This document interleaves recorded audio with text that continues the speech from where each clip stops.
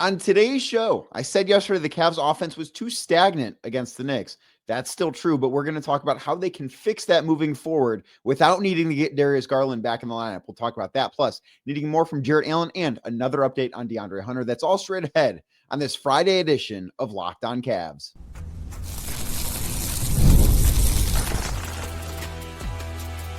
You are Locked On Cavs, your daily Cleveland Cavaliers podcast. Part of the Locked On Podcast Network, your team every day.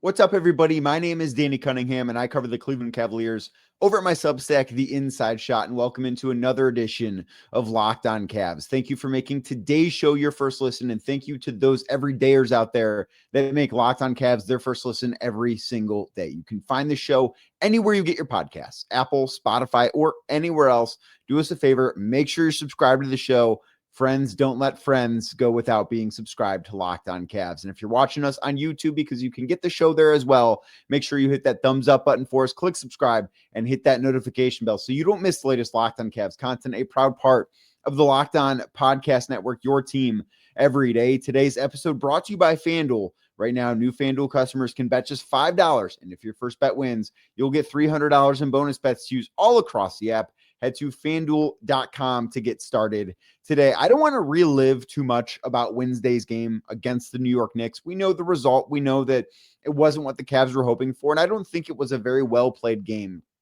by the Cavs, particularly on the offensive end of the floor. I do think there are going to be growing pains offensively. And I think that was a big part of what happened in that game on Wednesday night. And I think that we saw the Cavs trying to implement some different styles of offense. And I think a lot of those things are because of their personnel being different than what it was last year, because that personnel has changed. I think that there are going to be some of those growing pains. And I think that kind of starts with Evan Mobley.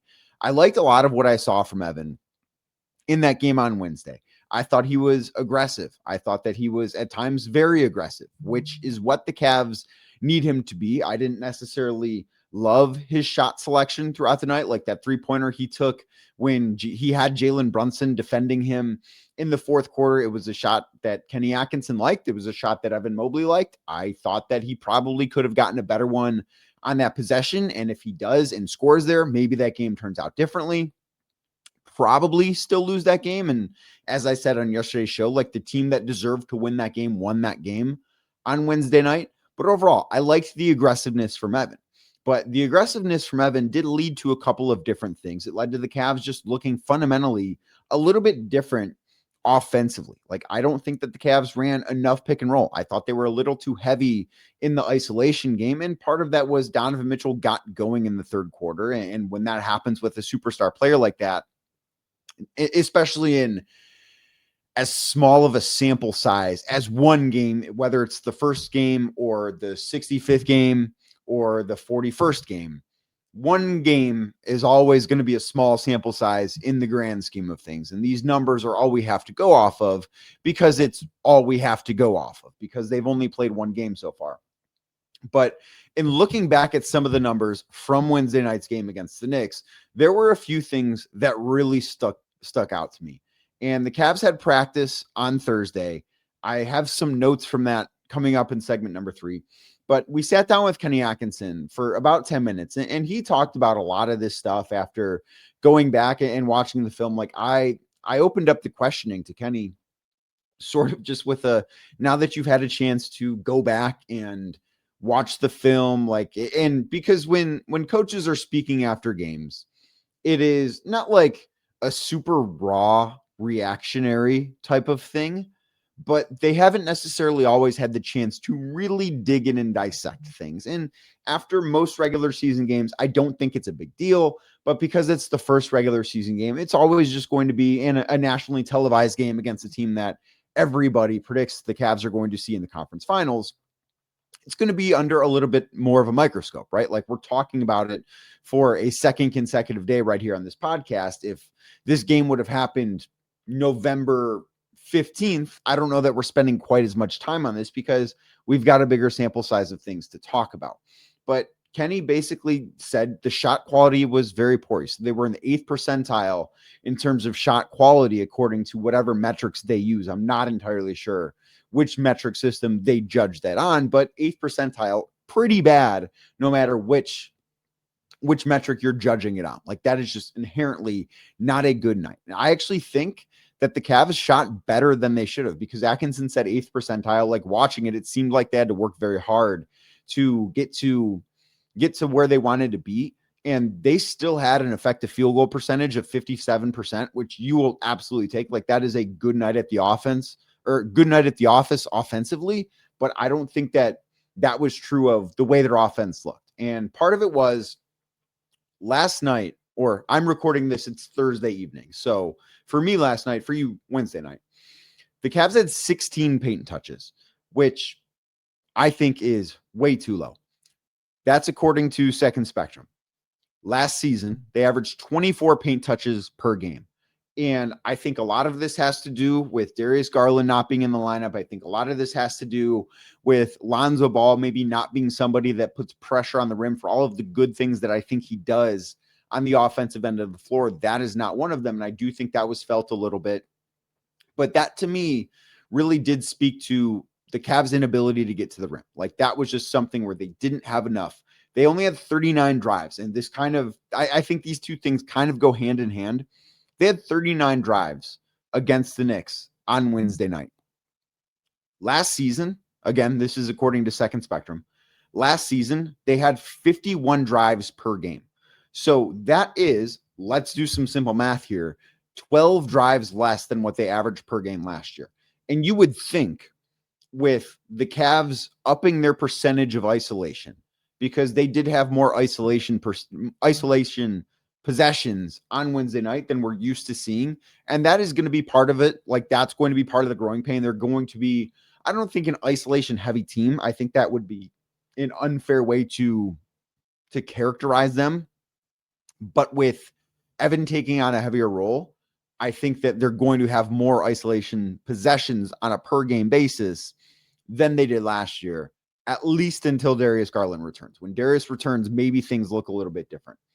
But I do think that when you have more isolation possessions and you have fewer drives than you did last year when they were not a super heavy isolation team, that is an issue. Like, that, to me, of all the advanced tracking numbers that I looked at, that was the biggest one that raised an eyebrow. Because if they're not driving the basketball to the rim, I think it really submarines the rest of their shot quality, right? Like, the 3-pointers that they're taking, I didn't think were the best 3-pointers. Now, they shot the ball well. Sam Merrill had a good night. Dean Wade made 3 threes. Like, they did a good job. Evan Mobley made 4 threes. They did a good job, really, of the key players. You can look at Donovan Mitchell didn't necessarily have a great night shooting the ball from beyond the arc. He was 2 of 9, and Lonzo Ball was 1 of 7.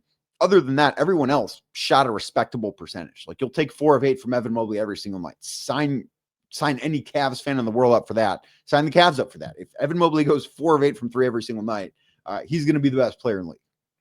Maybe second best player in the league. Sam Merrill, 5 of 10. That's a great night from him. Dean Wade, 3 of 3. That's a great night from him. Larry Nance Jr. hitting a pair of threes. Very good night for him. So, like, I think the Cavs would sign up for a lot of that, even though I don't think that they were getting the quality of look from beyond the arc that we're used to seeing them get, at least.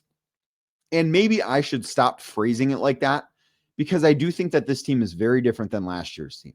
I think they will ultimately, in time, be better than last year's team, but they're not better than last year's team right now. Right now, they are a worse version of who they were last year. And that's fine, because it's October 24th as you're listening to this. And they don't need to be a better team than they were last year right now. They need to be a better team than they were last year when April arrives, when May gets here. And if they make it there in the month of June, those are the things that are important. That type of growth is important.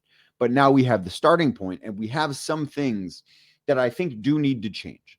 They need to be a team that can get to the basket a little bit more. I think Evan Mobley needs to be a little bit quicker with some of his decision-making. Like, there was a possession early on in the game, it was in the first quarter, where Evan drove to his left, and Karl Anthony Towns was able to kind of wall him off when he was trying to get to the left baseline. And I think that Towns was able to get in that position because there was, like, it's not even a half-second pause. It's like this just little hitch. And I don't even know that a hitch is the right way to describe it. Maybe just a smidge of hesitancy before Evan puts the ball on the floor with his left hand and goes. And if that hesitancy doesn't exist, I think Evan gets around Towns, gets to the rim, and either lays it up or dunks the basketball. But because of that smidge of hesitancy, that allowed him to be shut off. And that meant the Cavs couldn't get anything else going, because let's say he gets past Towns and there's a help defender. I think we all know that Evan is a good enough passer and good enough decision maker to make the right read there and find an open teammate. And that's really when we saw the Cavs at their best last year, when they were sharing the basketball in that way, when the ball was really moving around. And outside of Donovan Mitchell's outburst in the third quarter, we really didn't see a ton of that. Donovan was able to get downhill, and the Cavs were able to get good shots, not only for him, but for the rest of the roster during that stretch too. But I just look at this and say, if the Cavs can get to the basket a little bit more, I think a lot of their problems are solved. Now, some of that, I think, is based on the personnel they have right now. We know Donovan Mitchell can do it. We expect Evan Mobley to be able to do it. But not having Darius Garland makes it tough. Not having DeAndre Hunter makes it tough. Not even Max Strus. Not having Max Strus, I think, makes it tough, because a lot of the guys that they have available right now, not necessarily guys that you think of as, yes, put the ball on the floor, get to the rim. Lonzo Ball, I think, should be a little bit better at that. I like what I saw from Tyrese Proctor a lot offensively in that game on Wednesday night, but you don't think of Sam Merrill in that way. You don't think of Jalen Tyson that way. Jarrett Allen, obviously not that guy. Dean Wade is not that guy. Larry Nance Jr. is not that guy. Maybe Craig Porter Jr. a little bit can be that guy, but the Cavs don't have the personnel for that right now. So one of the things that I do think can be a big fix for them in this area is actually Jarrett Allen. And I thought he did not play a good game whatsoever on Wednesday night. I think he needs to be better. And if he is, I think he can be a big help to the Cavs offensively. I'll tell you why next, right here on Locked On Cavs.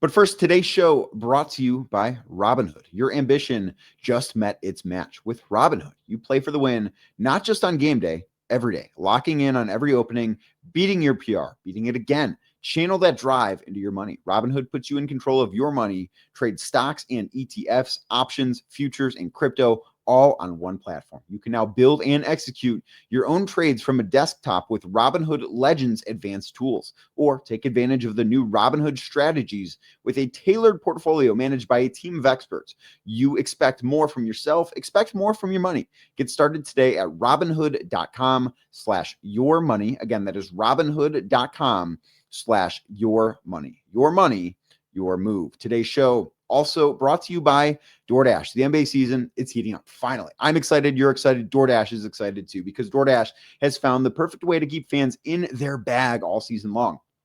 Whether you're watching for the highlights, your fantasy team, or just your favorite player, DoorDash makes every game night even better. DoorDash, the official on-demand delivery platform of the NBA, and they're celebrating with something called the bag drop. So every time an NBA player scores 50 points in a game, DoorDash drops 50% off your order with Dash Pass the next day. And you're automatically entered for a chance to win the ultimate fan bag. We're talking player-inspired drip, exclusive gear, and stuff you'll actually want. It's not just food. You can get everything from snacks and drinks to headphones, ice, even socks, all delivered. DoorDash has you covered for late-night highlights, last-minute watch parties, and double OT fuel ups, right? We had a double OT game earlier this week. DoorDash would have been real nice, because you don't want to get off the couch when you're watching a classic game on opening night the way we were earlier this week. So next time someone goes off for 50, use the promo code NBA50, that is NBA50, the next day to get 50% off on DoorDash with Dash Pass, plus your shot at the bag drop. Dash Pass members only, 50% off up to $10 the day after a 50-point game with promo code. Terms do apply. No purchase necessary. Ends April 13th. Open to U.S. residents 21 or older. Visit DoorDashInYourBag.com for full details. DoorDash in your bag all season long. Thank you again for making today's edition of Locked On Cavs your first listen. Thank you for making Locked On Cavs your first listen every single day. Like I said earlier, you can find the show anywhere you get your podcasts, Apple, Spotify, or anywhere else. And I think the Cavs need a much better version of Jarrett Allen, not only tonight against the Brooklyn Nets, but for the duration of this season. Now, Allen is in an interesting role, because I have said on this podcast time and time again, I think that he has been miscast as like a fringe star player. I think Jarrett Allen is a very, very good role player. But as I talked earlier this summer, throughout this offseason, I do not view Jarrett Allen as a core piece. I view Jarrett Allen as a high-end role player, which you need to win championships. And I think the Cavs need a much better version of Jarrett Allen than what they got on Wednesday night to win the championship. And I believe that Jarrett Allen will be a much better player than he was on Wednesday night. But what he did against the Knicks was not good enough. Just to recap his stat line here real quick before we dive a little bit deeper. So Allen played 28 minutes. He scored 4 points on 1 of 4 from the field, 2 of 4 from the free throw line, had 4 rebounds, 1 assist, 2 steals, 1 turnover, and the Cavs were outscored by 4 points when he was on the floor. That, to me, is an unacceptable stat line. Now, I understand that Jarrett Allen is not somebody that is really capable of getting his own shot, right? Like, he's not that type of big where you're just going to throw him the ball and say, you know what, Jay, go cook. Go light up the scoreboard. That's not who he is. That's not his role. And it would be unfair to expect him to do that. So in some ways, I think that the point total here is relatively excusable. Like, the Cavs didn't lose this game because Jarrett Allen only scored 4 points. That's not the issue. The Cavs, I think, should get him the ball more. I think he does need more than 4 shot attempts in a game. I think that is too low. I think for certain 4 rebounds from Jarrett Allen is the most unacceptable part of that box score. Like, even if you're not getting the basketball, even if it's not your night offensively, and it wasn't his night offensively, the rebounding is a thing for somebody of his position and his role on the basketball team that has to be a non-negotiable. He cannot be a guy that shows up and gets 4 rebounds in almost 30 minutes of play. I don't care that there were a lot of long rebounds, because there were. And several of New York's offensive rebounds that they had on Wednesday night, it is what it is. Like, some of them were poor box outs, maybe being out hustled, but some of them were long rebounds that ended up in the offensive's hands, and you can't do anything about that. And there's no way to, like, there's no amount of effort or strategy that can necessarily change that. Just the way the ball bounces sometimes. But Jarrett overall, 4 rebounds, as I said, unacceptable, completely unacceptable. And I think if there's something that the Cavs are upset with from his game, that is thing number 1. Thing number 2, I didn't think that he set very good screens. And I think that is a big reason. I can talk as much as I did in the first segment about the Cavs needing to get in the paint more, about the Cavs needing to get downhill, about dribble penetration being something that the Cavs need, because I believe all those things to be true. I'm not saying that that fixes every offensive issue that they have, but I do think it's something that could help them out a lot. Like, that could just, it's not an instant perfect fix for them, but I think it could be a pretty big Band-Aid, right? Like, you think of a Band-Aid as the like a little one you put on your finger. This is like a big Band-Aid that you would put on, like a big cut on your arm type of thing. That's what I think Jarrett Allen being a better screener can be. So in Wednesday night's game, Jarrett Allen had 2 screen assists, which for him is much too low. Last season, as we know, he played all 82 games. He averaged 4 screen assists per game, which I think should sort of, in this offense, maybe not be the minimum, but I think 2 is unacceptable. And, you know, screen assists, I do think can get a little bit blown out of proportion. I don't have a number of how many screens exactly he set, but I went back and watched a lot of the Cavs pick and roll possessions. And even some of the screens that he set, I didn't think were necessarily good screens. And I think that throughout his time with the Cavs, the thing that Jarrett Allen has done so well that gets the least amount of credit, partially because there's not a good way to quantify it, is I think he's been a really, really good screen setter. And that's why I think he was such a good partner last year with Darius Garland, because his screen setting ability really, really helped out Garland. And it was just non-existent on Wednesday. Like, 2 screen assists is far too few. And even last year, obviously Jarrett played 4 games against the Knicks, and the Cavs went 4-0 in those 4 games. Jarrett averaged almost, and the Knicks, like, personnel has changed minimally. Obviously, some of their strategy has changed. But in those 4 games, Jarrett Allen averaged almost 8 screen assists per game. So to go from averaging over a 4-game stretch, which all of this is small sample size, but averaging over a 4-game stretch, 8 screen assists to down to just 2 screen assists in 1 game on opening night, that to me was a red flag. Especially playing alongside somebody like Donovan Mitchell, who we know that if he gets a good screen, he's able to get downhill. Like if you go back and watch some of the things, because in Rudy Gobert when he was in Utah, It's when screen assists became popular because some folks in Utah, and I mean, my boss, David Locke, certainly one of them, like Rudy being important was hard to quantify in the offensive end because he has frying pans for hands and is not a very smooth finisher around the rim, with the exception of catching lobs. And I think that screen assists sort of became a way to quantify how good he was offensively, how much of an impact, I should say, that he had offensively. And Jarrett, I think, is more advanced, certainly, and he is better with the basketball in his hands and has much better touch than Rudy has ever had in his career. But the screen assist thing, it can be overblown at times, but I think it is a good indicator on like a nightly basis of what kind of impact did you have in a pick and roll game. And I don't think the Cavs ran enough pick and roll. As I talked about in the first segment, I think they were too isolation heavy. And I think that adding more pick and roll to their offensive diet can certainly be part of the Band-Aid, if you will.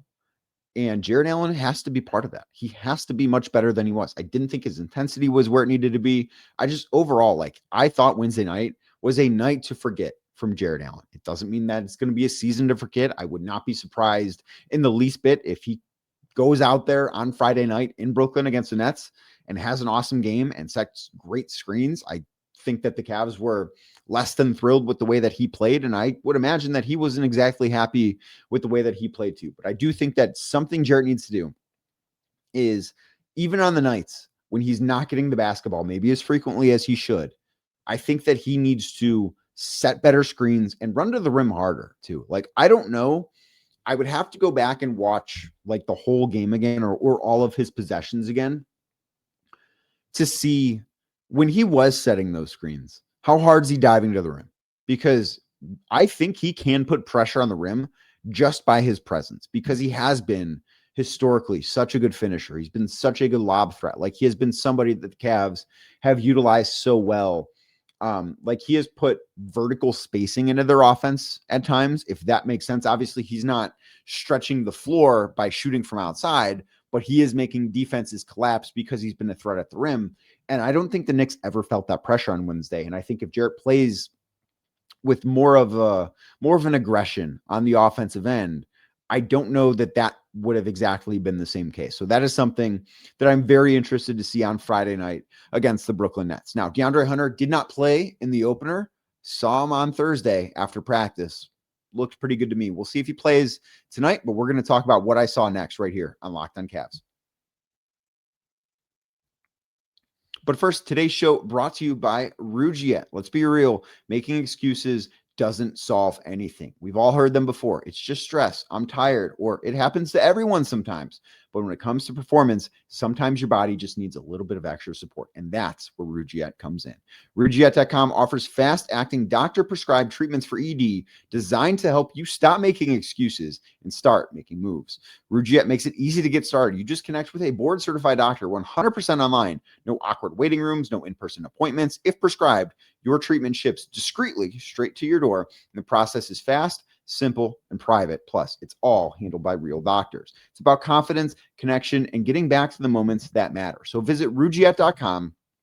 That is RUGIET.com/LockedOnNBA, LOCKEDON to get 15% off your first order. Again, Rugiet.com, RUGIET.com/LockedOnNBA. And again, do not forget the promo code LockedOnNBA so that they know we sent you. Rugiet, stop making excuses and start making moves. Today's show is also brought to you by FanDuel. The NFL season is here, and FanDuel has an offer that you don't want to miss, because right now, new FanDuel customers can bet just $5 and get $300 in bonus bets if you win. That's right. Pick a bet, put down $5, and if it hits, you will unlock $300 in bonus bets to use all across the app. My mind, admittedly, has not been on the Cleveland Browns very much during this trip, because why would I think about the Cleveland Browns on a basketball road trip? I wouldn't. They're underdogs by 7 points in New England. I think the Patriots might blow them out, but I would probably stay away from that game. I just don't know that I love that. I don't know that that's where I would want to put my first $5 bet personally. So what we're going to do is we're going to go look at the NBA, because your Cleveland Cavaliers, the team we talk about on this very podcast, they are, as of 8 o'clock in the evening on Thursday, October 23rd, 13.5-point favorites over the Brooklyn Nets. I think the Nets are not good. I think the Nets are very bad. I think this is a game the Cavs will win by 20 plus points personally. That's where my mind is. And if you want to make your first $5 bet on that one, you could find your way to getting $300 in bonus bets. So what are you waiting for? Visit FanDuel.com. That is FanDuel.com to download the FanDuel app today and get started. Again, head to FanDuel.com. That is FanDuel.com today. Thank you again for making today's edition of Locked On Cavs your first watch. You can find the show on YouTube. And if you are watching, do us a favor, hit that thumbs up button for us, click subscribe, and hit that notification bell so you don't miss the latest Locked On Cavs content.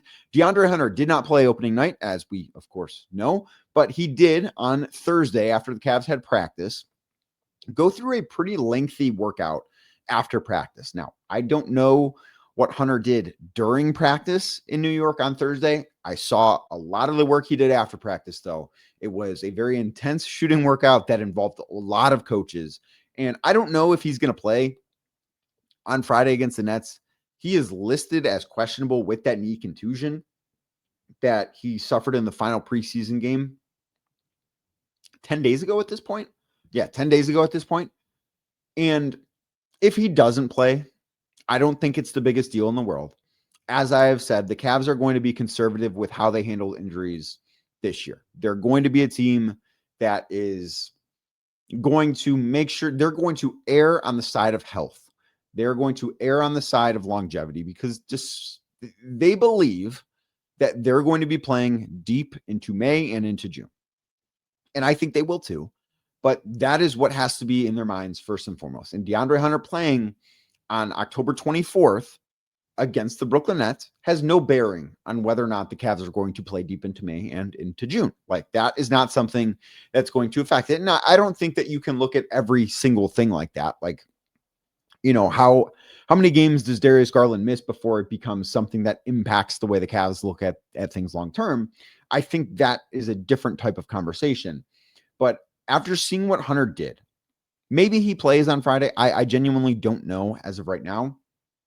But if he doesn't play on Friday, he's not far off from a return. Like he looks like somebody that is ready, if not very close to being ready to being back on the floor in game action. Like he seemed to be moving around fine. He was shooting the basketball very well. There were a lot of coaches that were not only watching, but also like participating in the drills with him. Kenny Atkinson was actually closing out on him a lot. Like it was actually cool because so often we think of the head coaches as guys that just sort of oversee everything. And it's sort of funny that I actually think in professional sports, the least amount of coaching that you get to do is when you're a head coach. And that's not to say that their, responsibility is light because they have more responsibility. Like the buck stops with them, everything falls on their shoulders. But I think like it's hard for head coaches to really have a hands-on approach with things. I think that can be something that is a challenge for guys. And Kenny Atkinson, I think, still likes to have that hands-on approach. Like you can tell that he has a background in player development because that's, where he started in the NBA was as a player development guy. And it's cool to see him still get that hands-on work with players. And even before he was working with DeAndre, he was working with Nae'Qwan Tomlin and Luke Travers on a couple of drills where he's acting as the point guard, which of course he played in college way back in the day, not to date him, but Kenny Atkinson, not exactly fresh off the floor.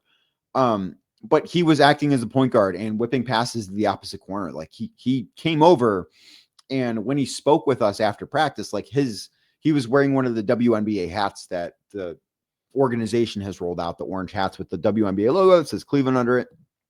And you could see sweat stains in it. Like this is a guy that had been working hard alongside his players. And I think that's a really cool thing. And I do think that is something that players appreciate. Now, to get back to Hunter, I don't know if he's going to play. If he does play, I don't think he solves everything that went wrong offensively, but I do think that it gives the Cavs another guy that can get downhill. Like he's not the best guy at getting to the rim, but I do think that he is, they just didn't have on Wednesday night, to me, they didn't have enough certified bucket getters, for lack of a better term. Like Donovan Mitchell's a certified bucket getter, right? Like he can just go get you 2 points, go get you 3 points whenever he feels like it.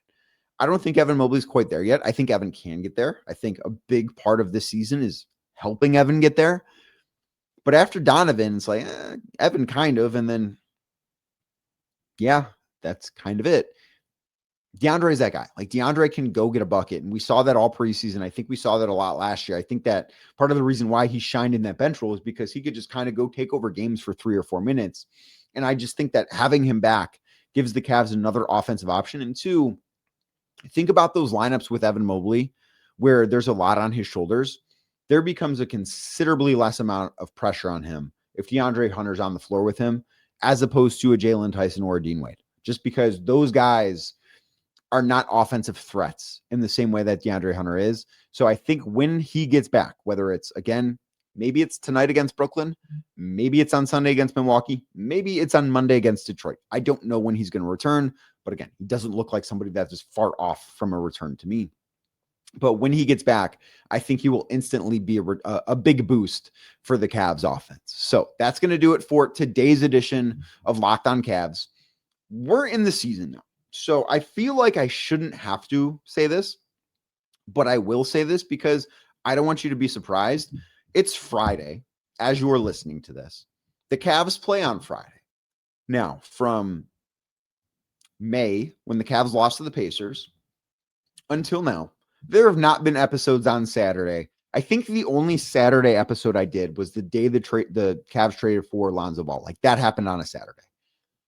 So other than that, I've not had a Saturday episode. Well, if the Cavs play on a Friday night, you're getting an episode on Saturday. So the Cavs play the Nets tonight, tomorrow. Locked On Cavs will be in your feed first thing in the morning. It'll be up on YouTube in the morning as well. So make sure you're subscribed on Apple, on Spotify. So if you like one over the other, that's fine.